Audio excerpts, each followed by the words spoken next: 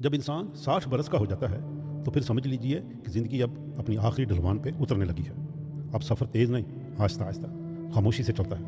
اب وہ وقت آتا ہے جب آس پاس کے چہرے کم ہونا شروع ہو جاتے ہیں۔ کچھ چہرے مٹی تلے سو چکے ہوتے ہیں، کچھ اپنی اپنی دنیا میں کھو جاتے ہیں، اور کچھ صرف تصویروں میں ہی رہ جاتے ہیں۔ اب اکیلاپن ساتھ چلتا ہے اور ہمیں یہ سیکھنا ہوتا ہے کہ خاموشی سے جینا بھی ایک ہنر ہے۔ پھر آہستہ آہستہ دنیا کی توجہ بھی ہٹنے لگتی ہے۔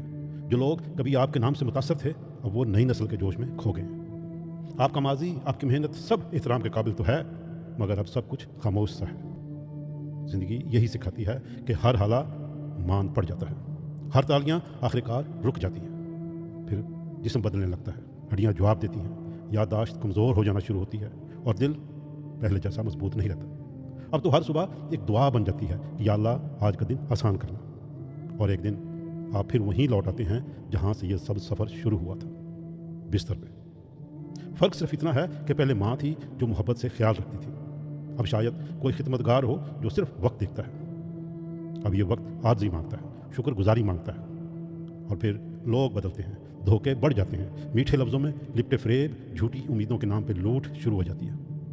اب ہوشیار رہنا بہت ضروری ہے، کیونکہ اب دل نرم ہے مگر دنیا نہیں۔ اور سب سے ضروری، اگر آپ کی شریک حیات ابھی زندہ ہیں تو ان کے ساتھ نرمی سے پیش آئیں۔